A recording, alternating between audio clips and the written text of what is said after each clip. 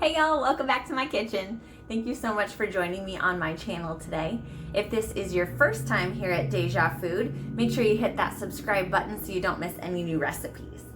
It is getting ridiculously cold outside, super gross, it's rainy. It is the perfect weather for comfort food. So today we're gonna make one of my personal favorites from my childhood, chicken pot pie. Grab your apron, let's go get cooking. All right, you guys, the first thing that I am starting with is just going to be some raw chicken. When you actually make this pie, this chicken pot pie, you're going to have cooked chicken.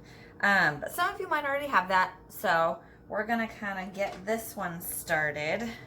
What I like to put on my chicken, I like to make sure that it is really well seasoned. I want lots of flavor throughout the whole thing. So we're gonna go ahead and use some pepper, some salt, some granulated onion, and garlic powder. In the rest of it, we're gonna be using the real ingredients instead of the powders. But for seasoning our chicken as it's cooking, we're just gonna do some of the powdered stuff so it really gets kind of everywhere we want it. We're gonna have more chunks later, so we don't necessarily need to add a bunch now. I don't tend to like to put a lot of salt in things. My mom actually worked for a cardiologist, and I know how bad a high sodium diet can be for you. So I never like to add a lot of salt to my stuff, but I do like a lot of flavor. So I tend to put a lot of those spices and seasonings in there. Now I have chopped up my chicken ahead of time.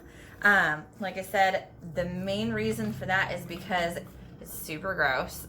I have to wash my hands a million times because I cannot stand the feel of goopy hands. It just grosses me out. I need to use a separate cutting board because it is a more dangerous raw meat, and any kind of raw meat that you use, you're going to want to switch cutting boards because you don't want any cross-contamination there.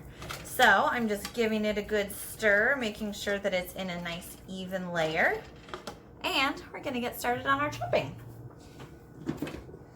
So the first thing that I'm going to chop up, actually, you know what? I think I'm going to wait for that for last because if you're anything like me, onions hurt, which is why I have my beautiful little Vidalia chopper here. I got it as a Christmas gift. I think you can get them at Fred Meyer and other places. Amazon, I'm sure has it because Amazon has everything. But we're going to use that eventually. It makes life so much easier. It seals everything in. We'll talk about it a little more later. So we're going to get started as our chicken is cooking with our veggies. Now I have 5 stalks of celery here. You might not like that much or need that much, but my family has a bunny and he adores celery. So I always trim off a little more than I normally would when I'm cooking because I know he really likes it. He kind of goes a little crazy. So we're just gonna go ahead and chop these. When you're chopping your vegetables, you really want to try and make sure that they're all in kind of relatively the same sizes. Because we have onions and celery and carrots in here, the carrots don't cook quite as fast as the celery or the onions. I like a little bit of texture to my vegetables when I cook, especially my chicken pot pie. I don't want the whole thing to just be mushy. So I like to have my celery cut just a little bit bigger, a little thicker. That way, when I put it into the pie, everything has the texture that I want. So we're just gonna go ahead and chop these up. I am definitely one of those people that likes to clean as I go, and I like to minimize my time spent doing just waiting around. Later on in our recipe, we're going to end up doing a lot of cooking and stirring over the pan.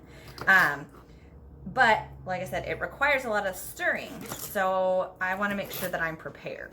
So I also don't want to just sit here and watch this while the pan heats up. So I put myself to work. So we're going to go ahead and set all these guys to the side. I'm might have underestimated my quantities when I selected my bowl. So I'm gonna go ahead and just put those off to the side to give to the buns. My family, we buy the baby carrots. Our kids like to snack on them. The bunny loves them. We give him one a day as a treat. He goes crazy. So instead of going out and getting even more carrots, I'm just gonna chop up some of these. It's quick, easy, looks good. I like to use a lot of veggies in my chicken pot pie. I like less saucy, more chunky. I like some really good substance to it. Plus, if I put lots of veggies in here, we don't have to have any vegetables on the side. And the kids like that a lot better because if it's incorporated into the dish, it's a lot easier to get them to actually eat it. So I'm gonna cut these. As you can see, I'm cutting these quite a bit smaller. You can see, and we're gonna compare them to my celeries. That's because I want them to end up cooking to about the same rate. I don't want my carrots to be super, super hard and crunchy in there. I do want them a little bit cooked. And we're not gonna end up putting them or putting the pie in the oven for a crazy long amount of time. It's just basically gonna be long enough to have the pie crust cook. So while we chop these up, I remember when I was a little kid, my mom used like that really old school red covered Betty Crocker cookbook. And I remember thinking it was absolutely amazing. I cannot find that recipe anymore, which really makes me sad because that was a huge part of my childhood. But once the winter comes and all the cold weather starts getting here, I absolutely love that stick to your ribs, super filling, almost like the soul food of, you know, casserole style cooking. Obviously it's not actual soul food because that's got a heck of a lot more spice and color to it, but sometimes you just want one of those down home meals that really sticks to your ribs, warms you from the inside, and keeps you full until breakfast. And this to me is one of those meals. So I don't know if you've noticed, I don't like to cut away from the process of what I'm doing. I don't like to edit that out because I like the idea of us just cooking together. I want you, one of the things that I want to make different about this channel is to have you guys be able to cook together with me. And I know that's not realistic when you're chopping stuff up and all of a sudden you look up and they're mixing stuff together and you're feeling way behind. That's just not my style. I really want to make sure that we are enjoying our time together, even though I can't hear your amazing stories or see what you're doing. It just feels a little bit more personal to me. That's the little bit of extra that I want to add. Plus, I'm not the super fancy kind of girl with all the editing equipment or the fancy lighting, or let's be real, even the fancy hair and makeup, because I'm a mom. I don't have time for that stuff. So, looking at this, I'm probably going to do, yeah, I think I will do the rest. Rough estimates on the amounts are in the description. I have the recipe down there, or at least your ingredients that you're going to need so that you can prepare. But I'm kind of eyeballing maybe a cup and a half of each vegetable. You don't want to go too crazy, otherwise the filling will be too dry because you'll have too many things that soak up that moisture. But I also like it to really have a lot of substance to it. So it's entirely up to you. I tend to not cook as much with set quantities. I kind of eyeball it and see what feels good at the time. Unless, of course, it's coming to baking and pastries and that kind of stuff, because anybody who has done any baking knows that is chemistry and you need accurate proportions. Otherwise, it does not turn out right and it's super gross. And that's not my jam. Didn't build my reputation on gross, nasty, chewy stuff, right? So, we have our veggies. I also have over here, kind of thawing out, I have some frozen peas. I like to keep those because when I was a kid, we put peas in our chicken pot pie, and that was something I really, really liked. So if you can see over here, we're starting to get some cooking going on our chicken. One of the other reasons why I like to start with raw chicken is that as you're going, you create those chicken juices, and that will end up being something super delicious to fill into our filling. We won't have to use as much of the chicken broth because we can use some of this that has all the spices and flavors that we've been using already. So we're just gonna give that a stir, kind of turn some of the raw chicken over so it can be cooking. And we get to the onion. This one started out kind of deep, so I'm getting rid of that guy. I like sweet onions. You can use white onions. Red onions are more for raw stuff like pico de gallo or toppings for burgers and whatnot. But I really like white onions, or my favorite are sweet onions. My family doesn't like a lot of that super strong oniony flavor. They also don't like big chunks of onion in their food, but I like the flavor of it. So what we're gonna do is cut them fairly thin because we want smaller pieces in there.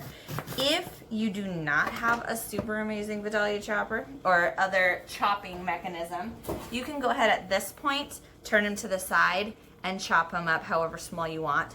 But I got a trick up my sleeve. This little bad boy is my favorite thing. Like I said, I don't really know. I got it as a gift. I honestly don't really know where you get it besides suggesting Amazon, Fred Meyer. So I'm not promoting this because they're helping me out. I'm promoting it because I freaking love it. I use it all the time.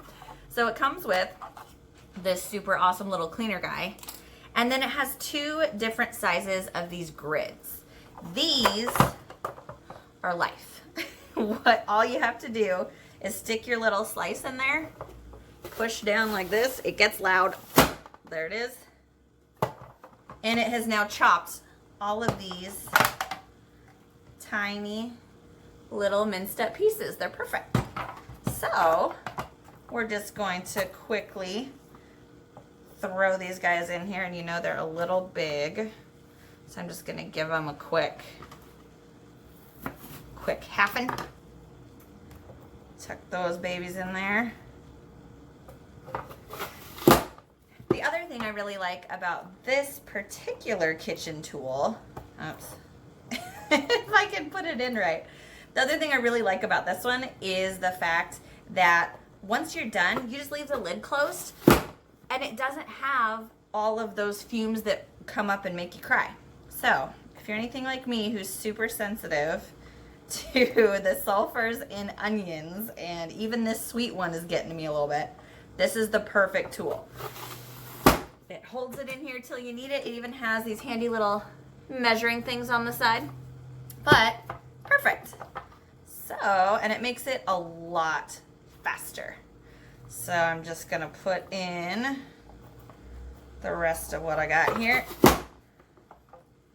One more. Oh, my eyeballs. It's getting me, guys. Oh my gosh. I'm such a baby. Oh, okay. And we're done.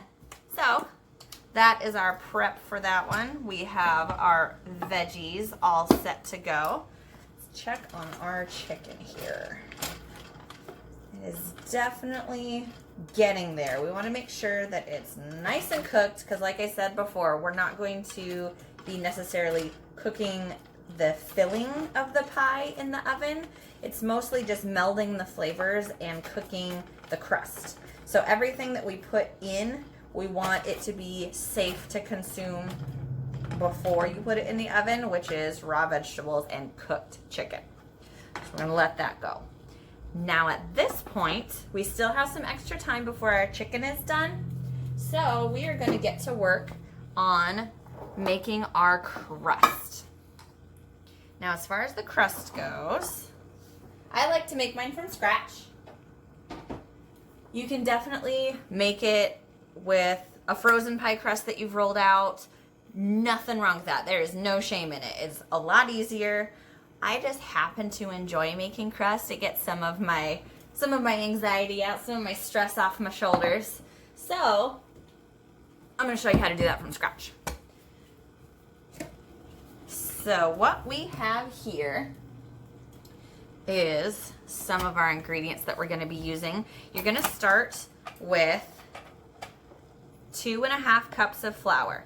This is a super cute little measuring cup that my bonus mom gave me. So this is kind of my go-to for my flour scoop. So this is a 1 cup. So I'm going to put my 2.5 cups into my little bowl. And I have been baking for so long, I tend to eyeball it when it comes to my amounts. I would suggest with this one, it's a lot more forgiving. If you're doing more precise baking, you're definitely going to want to have a more accurate measurement. But for our purposes, we're flexible. So normally with a savory crust, you would start putting in salt and pepper and all that stuff. I want to make this extra flavorful. So I actually, in this recipe, like to put in some of this canned Parmesan cheese. I know that's going to make the major chefs out there cringe, but I like to put a good dose in there.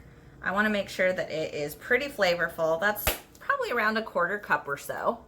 And then we start in with our seasonings. We're going to kind of carry some of the seasonings through the whole dish to really kind of tie it together. So we're going to use our garlic powder again. Give that a good pour in there. I don't know if you can tell, but I tend to be generous with my spices. It gets a little scary, but trust me, in the end, it works. So we have both of our garlic and onion powders. I'm gonna do just a little salt. You don't need a ton because that Parmesan cheese carries the salt in with it. The trick with this one is that, like I said, you want to make sure that you have plenty of flavor in that crust. Now, unfortunately, my little pepper container came with an issue. It doesn't like to open. I think they put the little dent on upside down. But we're going to put in some pepper in here. I use black pepper. You can use white pepper. You can add other seasonings to this.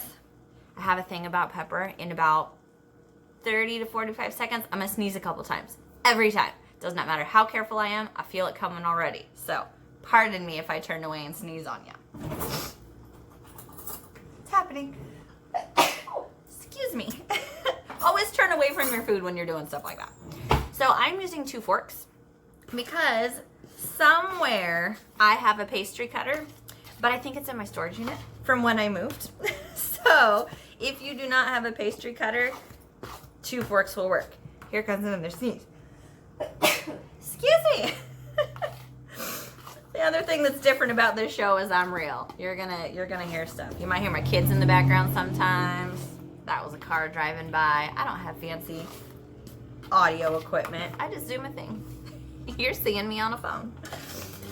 So we're gonna kind of still keep an eye on our chicken. Make sure that we're starting to see it mostly turning white here. You can see there's a couple spots that still have some pink to it.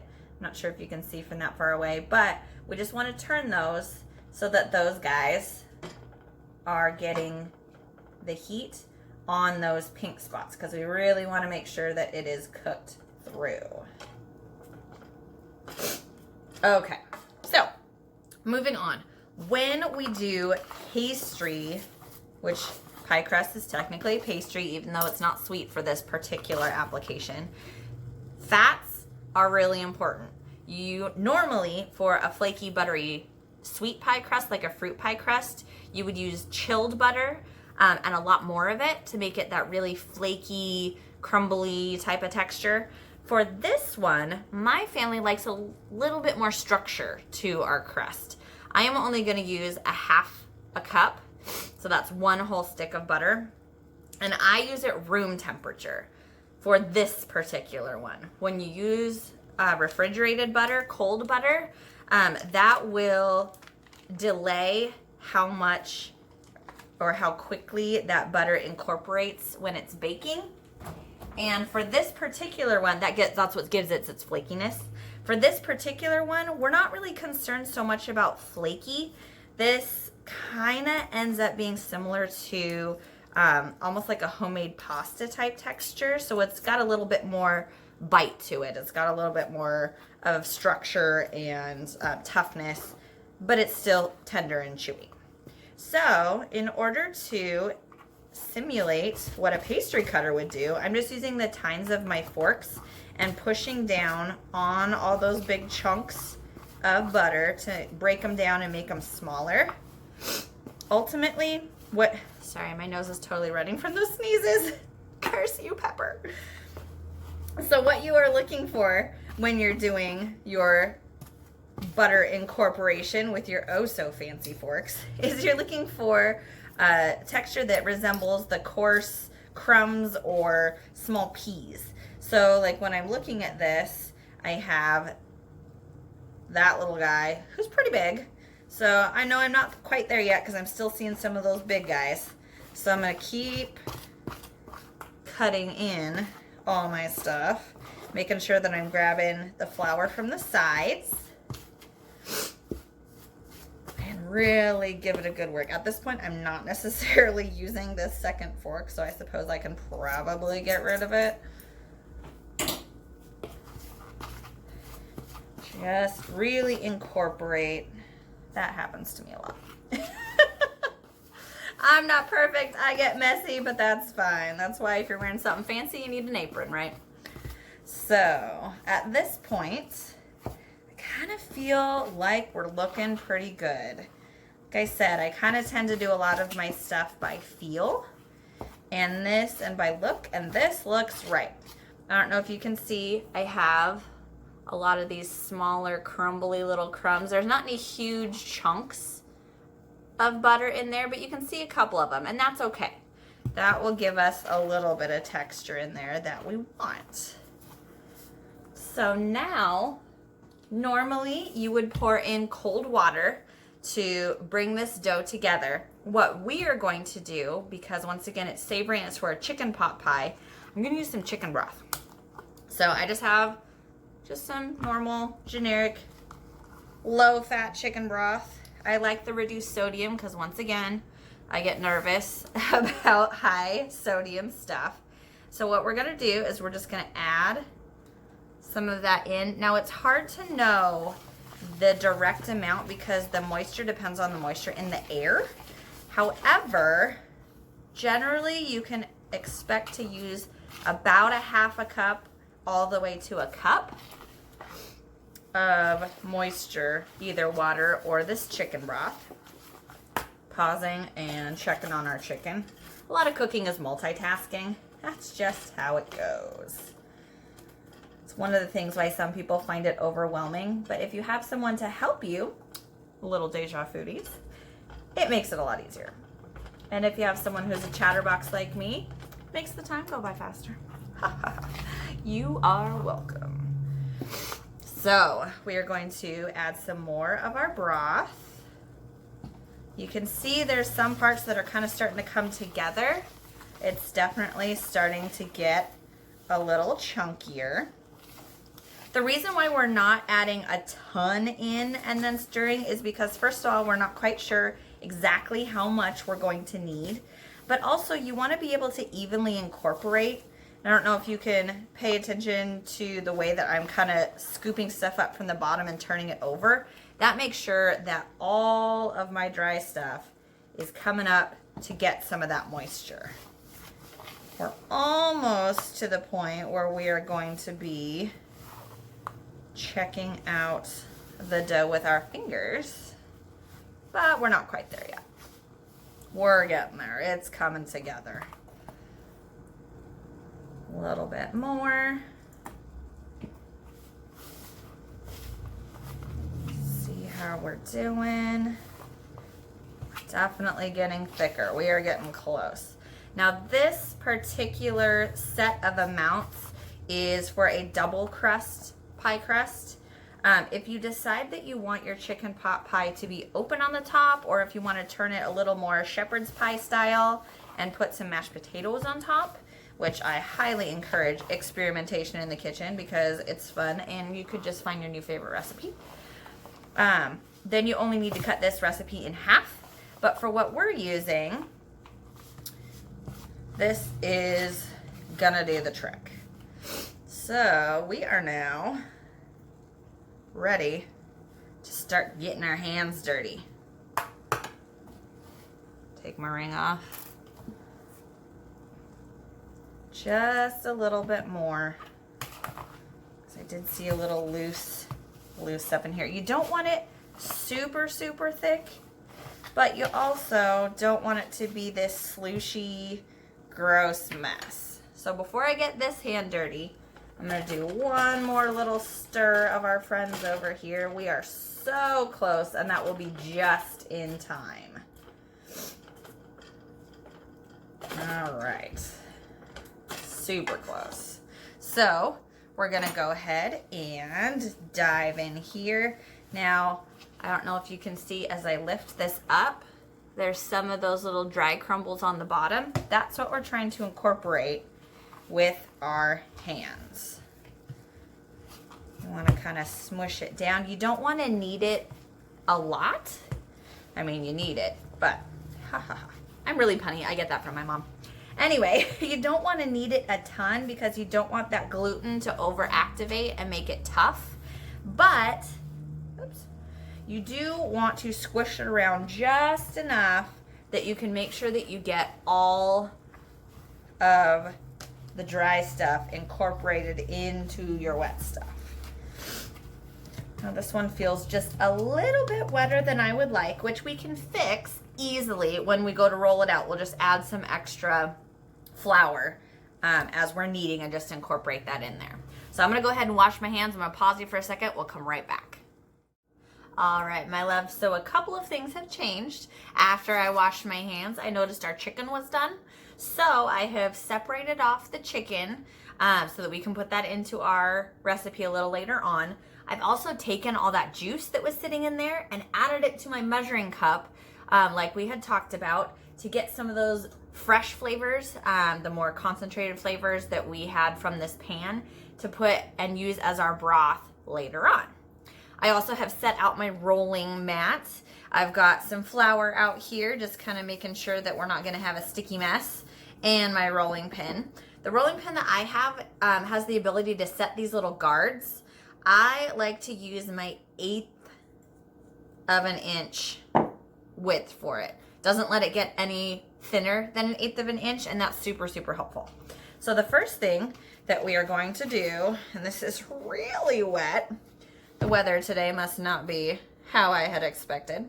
We are going to try and incorporate a little bit more of that flour in there, and that will give us the texture that we need. So that kind of helps to show that even if you make a little mistake, we're all human, nobody's perfect. Even if you make that little mistake, it's easily fixed. This is a very forgiving recipe. So I'm kind of smushing it in there, making sure that I have the right amounts, making sure the feel is good. Once again, making sure that I'm not being too rough with it or messing around with it too much, because we don't want it to get stiff and chewy. I'm gonna keep it nice and tender. So since this is a double crust recipe, I am going to separate off part of our stuff here. Now, when you make, this is still a little sticky, so I'm gonna flour it up a little bit. When you make the decision on how big to make each of these, remember, we're gonna be using a deep dish, so the bottom crust is gonna have to come up the sides. So you're gonna need quite a bit bigger wad or ball of dough for the bottom. This guy, if you kind of look at them, I patted them both out, it's not quite twice as big as this one, maybe like 1.5 the size. So we're gonna put our top crust away for now. We're gonna move that, and we're gonna focus on our bottom crust. What I have is this super handy little guide that shows me, it has my little measurements. It's okay if you don't have that. It's perfectly fine. You can just eyeball it. This one, we are going to want to really keep an eye about how sticky our dough is, because it was so wet on the inside. We want to make sure that we are not letting it get a little out of hand here. So we are going to start rolling out. Now, as it is still small, I want to make sure that I roll it to the right width of my pan and a little bit wider. I have a 9x13 out, and so I really want to make sure that I keep that in my head to remember I'm going to have to go up the sides of that bad boy and really work around it. So once again, I'm going to make sure I'm floured enough. This is why I like a rolling mat, because if it does get a little sticky, it's a lot easier to peel it up and really give yourself some grace here.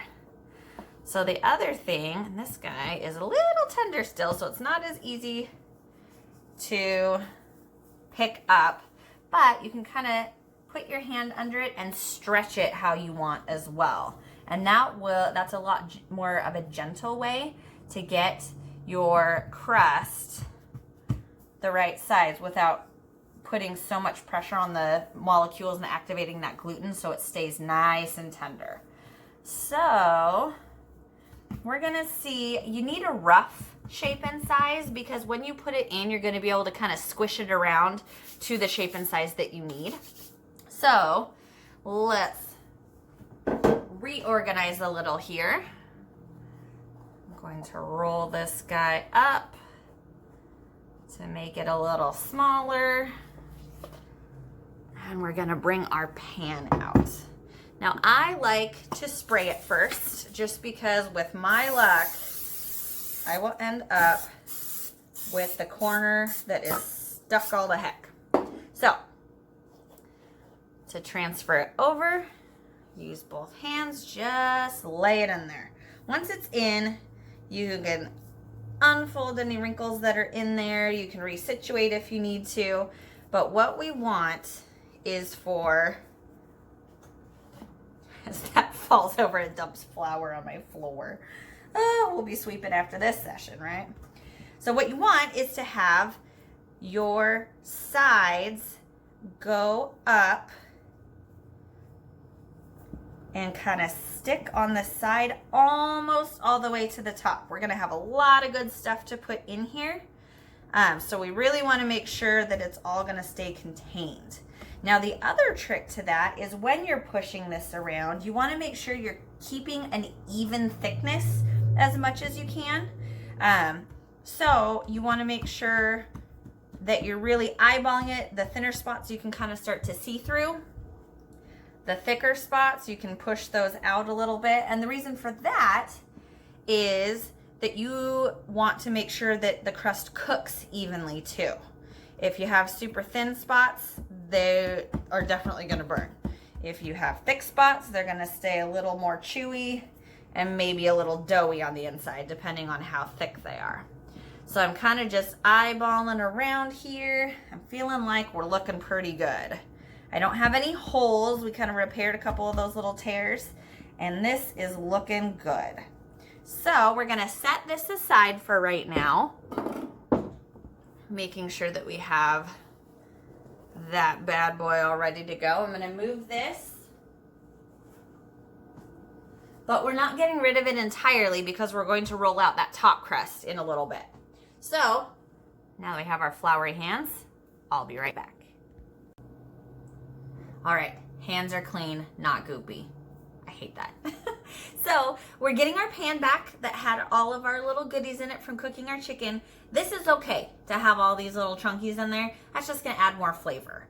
So the first thing we're gonna do is we are going to take some butter. We're gonna use about 1/3 cup.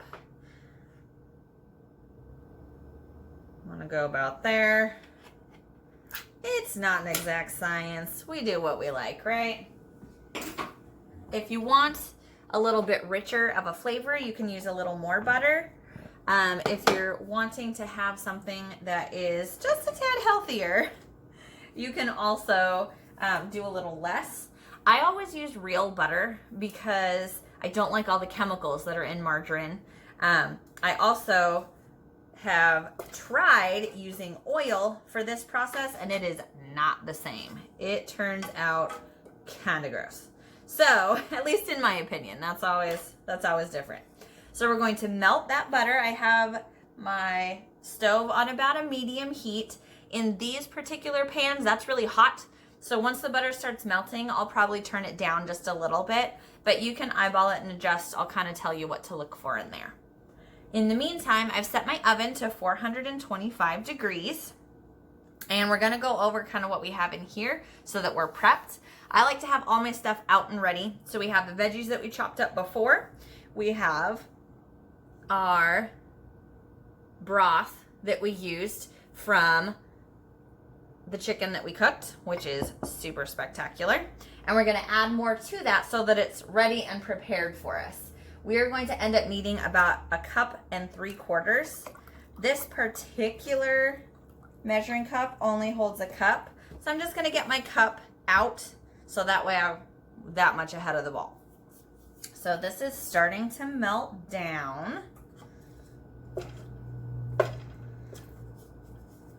Break it up so it has a little bit better opportunity to do its thing here. Okay. Then we also have more of our grated Parmesan cheese. Normally, I don't like this stuff either because it's a little bit more processed, but it's what we have in the house right now. You can use whatever you like. A lot of people have this. That's awesome. I also tend to use a lot of garlic in my world, so I just buy this big jug of pre-minced garlic. Super easy. That makes this part of my life incredibly easier. So once our butter is melted, we are going to make what they refer to in fancy cooking terms as a roux. Now that is just butter, melted butter, and flour that you kind of toast up, and that will provide the thickening agent for your sauce so you don't end up with a crust full of chicken soup. Super important. So we're going to just sprinkle that flour over the top. Give it a good stir to mix it in. You're going to end up with these fun little goops, and that is perfectly okay. By cooking this, it will take some of that flour flavor out. So we're going to, you can kind of see that it's gooping up in there. We're going to let that spread out a little bit. And at this point, we are going to add our onion that we have made, that we used our delicious, amazing chopper for. So we're going to scrape that out. That will also provide a little extra moisture to our roux. Really let that kind of start doing its thing. The roux, as it starts to heat up, will break up those chunks just a little bit, and it will end up being a lot easier to disperse. We are also going to add in salt and pepper, which, since we're using the Parmesan cheese, I'm going to omit the salt altogether in this aspect. It depends personally on your own flavor preferences. If you are used to a higher salt diet and you need a little more salt, that's okay too. You just do what makes you happy. So I'm going to add quite a bit of pepper. We all know what happens after I add pepper. Be prepared. But when you're making this section of the recipe, oh, here comes a tickle already. Good night. I can't escape. It's horrible. Excuse me. Oh, my Atlanta. So when you're adding all of your seasonings, just keep in mind that you are seasoning the whole section. We're going to end up with probably a good about 2.5 cups of liquid in here, and then quite a few other foods. So definitely don't be shy when you're seasoning this. You can always add a little bit more, and everyone knows you can have salt and pepper on your plates, on your table at the end of the cooking process for the presentation and the eating. But it helps if you get a good head start in here. So we are going to get this going. You can kind of see already, remember I was talking about how that roux tends to kind of break up. You can see that starting to happen. It's a lot more uniform. It's not really in big chunks. It's still goopy, but it's doing its thing. We're incorporating a little bit. So right now, what we want is to make sure that we are letting this start to cook a little bit.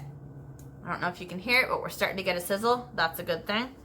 Once we get a little bit of a sizzle going, we're gonna add our garlic. Now, one of the important things to remember when you're adding garlic to your food is the smaller the cut of garlic, the stronger the flavor. So minced garlic is gonna be a lot more garlicky tasting than a rougher chopped garlic because the pieces are bigger in the chopped garlic. So keep that in mind if you're adding any type of pre-cut garlic or even stuff that you're cutting yourself.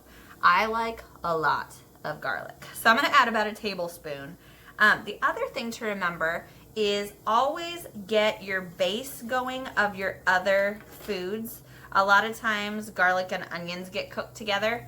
You want to get your onions started and give them a little head start, because if you cook garlic on a hot pan by itself where it can touch that hot pan, that's what brings out the bitterness in garlic.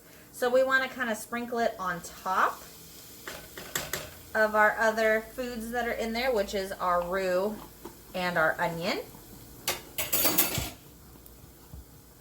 And that is done. So at this point we can give it a stir. It's okay if it starts to do its thing and sizzle and get on the hot pan, because that's what we're trying to do in the first place.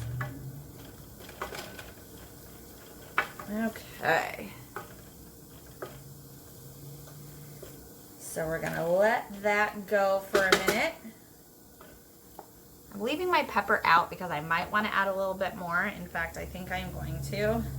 Which, what does that mean? That means I'm gonna sneeze some more. Lucky me. Oh, I tell you, at least you know I'm real, right? I'm just like you. Okay, at this point, your house is gonna start to smell yummy. This is usually the part where my kids come into the kitchen sniffing around, looking, saying, "What's for dinner? What you making?" It's because of this. The smells are releasing. We've released the Kraken. All right. So that is starting to get the sizzle. Hopefully you can start to hear that if I ever be quiet. Hear that? It's good stuff. All right. So at this point, it is up to you if you want super crunchy veggies or if you want them a little bit softer. If you want them softer, you can add them into this pan at the very beginning after you mix the onion in with the roux. I like to wait just a little bit and then add my stuff in halfway through the cooking process of our onion and roux. The reason for that is I like the heightened flavor of the pre-cooked vegetables. I don't want them cooked, but I do want a little bit of a head start for them. I don't want them to be that super crunchy feel, but I also want to make sure it's almost like roasting them. It brings out a little bit of flavor to them too. So I am only going to do my celery and my carrots. I am not doing the peas yet because anyone who has overcooked peas knows how gross and mushy they get. It's disgusting. We're not having that business. Not doing it. So adding that in, giving it a good stir to let that contact the heat as well. Now the point for, I have to start talking louder to get over the sizzle.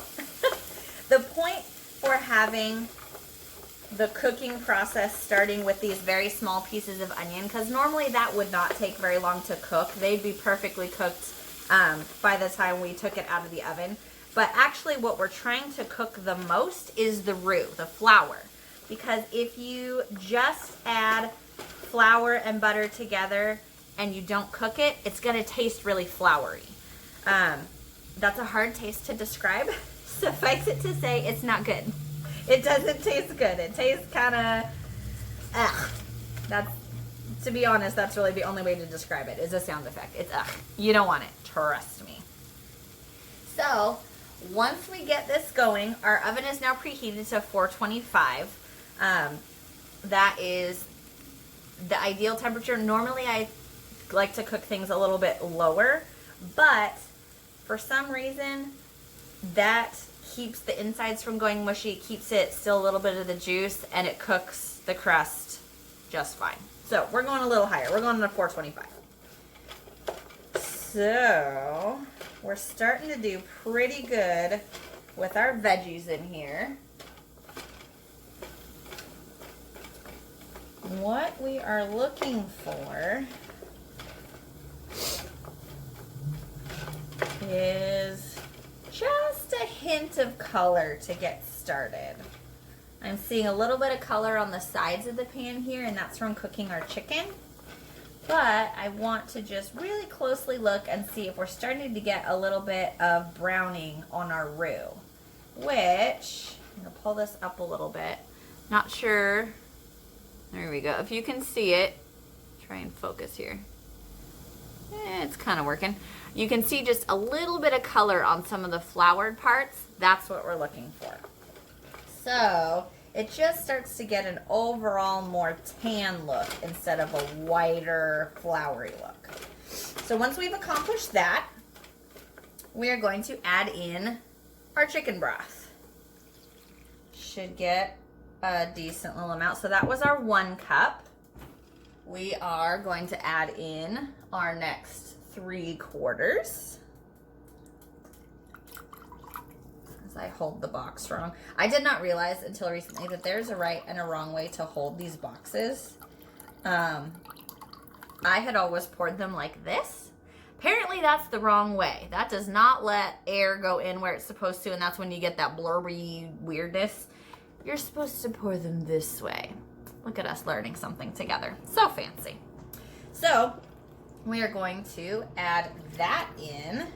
I'm going to turn my thing up a little bit. And before we add our next ingredient, we want to give this a good stir.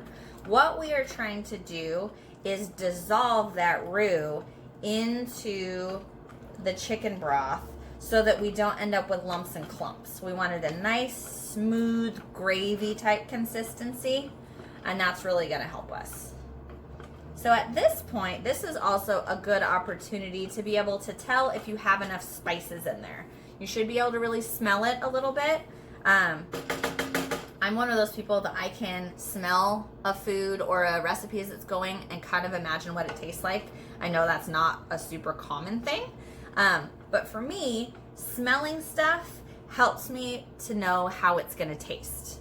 So we can get an idea. To me, I feel like this is enough pepper. We can always add more later as far as when it's served. So that's okay with me. The next thing, I'm going to add in our Parmesan cheese. As far as that goes, it's really just a personal taste. I want some extra flavor in here, so I'm gonna add a decent amount. I don't want it to overpower, but I also don't want a bland filling. I want to make sure that every bite, whether it has crust in it or not, has that good, solid, complex, layered flavor. I don't know if you noticed, but I broke up a couple of chunks of the cheese that were in there. They'll break up eventually, but if I see them, give them a squish. Also, it's satisfying. I'm weird. So then we're going to add 2/3 of a cup of milk. Now, the reason why we're adding this second is because we don't want it to scorch on the hot pan. The broth kind of helps to temper this a little bit. It makes it so the milk isn't going directly into a super hot environment. It'll help to warm it up as it goes. So the milk just adds a little bit of richness to our broth, or to our sauce, so to speak.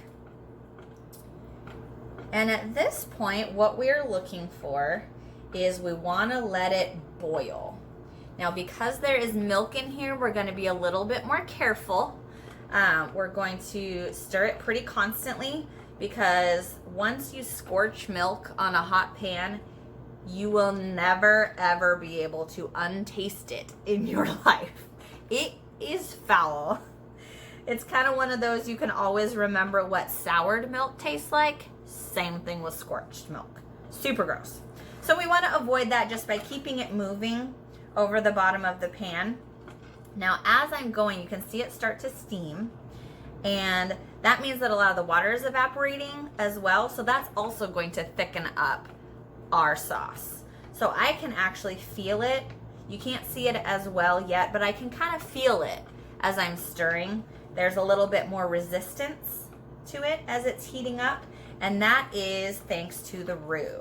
That is really going to help us make sure that it's nice and thick when we're all done.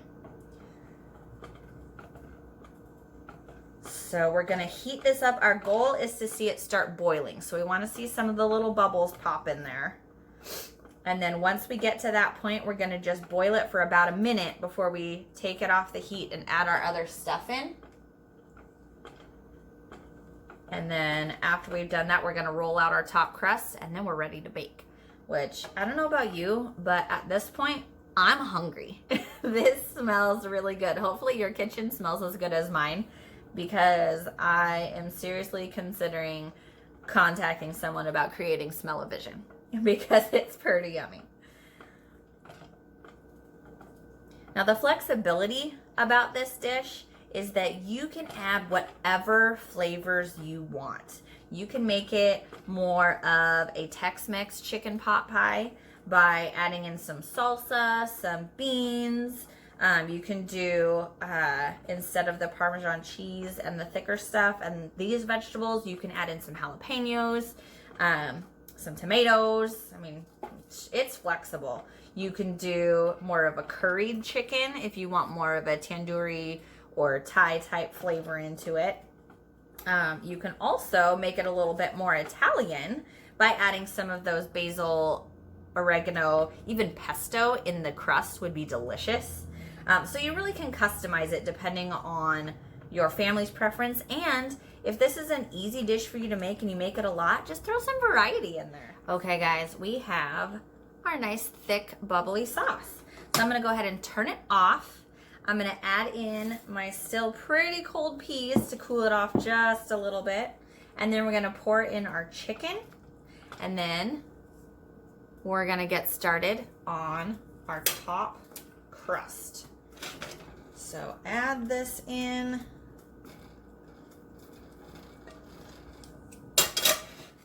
Make sure that it's all coated. And we'll set up for our crust. All right, so we have our top crust rolled out a little bit. I think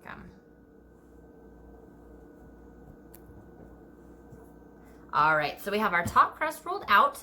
What we're going to do is grab our fun little pan over here, move this guy a little bit, and we are going to load up our pie.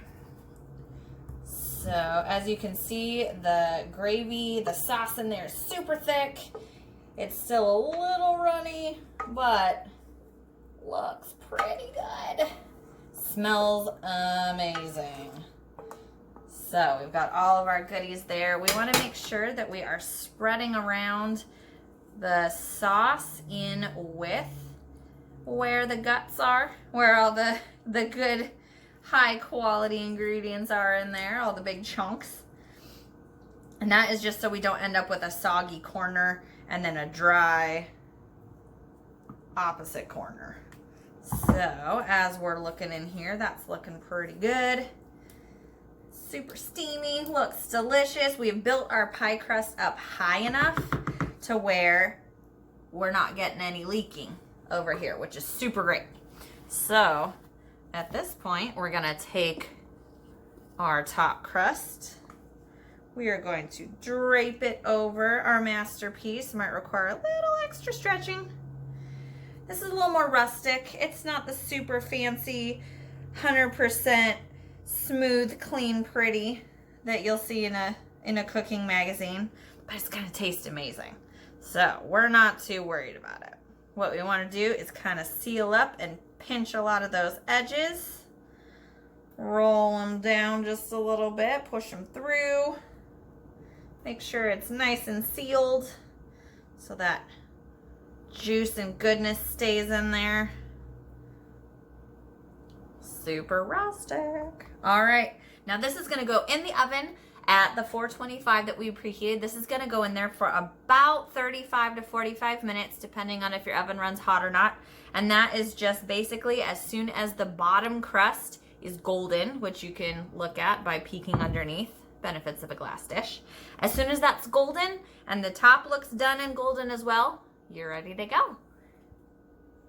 All right, guys, we are done. Hopefully your house smells as amazing as mine does, because I am literally drooling. My mouth is watering. We have our nice golden color on the top of our crust. The bottom looks amazing too. I've actually let this sit here for about 5 or 10 minutes just to let things kind of thicken back up again. It was really bubbling when I started out, when I first took it out. So I want to make sure that it's not just absolutely going to lava explode on me when I dish it up. But I think we're good. Let's check it out. Definitely got a good crispy. We're still a little bit soupy in there. That means it's still really, really hot. We're eating dinner a little bit late. My family is starving. So I'm going to go ahead and actually still dish this up. It is still ridiculously hot, as you can tell by my oven mitts here. But hopefully, even though the first little slice is always the ugliest, we're still going to do it because I want you to see it. It's so yummy. Okay. There we go. You can see, like I said, it's still a little bit runny, but it is lava hot. I don't know if you can notice right here, it's actually kind of boiling on the pan. It's a little crazy. So we're gonna just let this cool down a little bit in the bowls.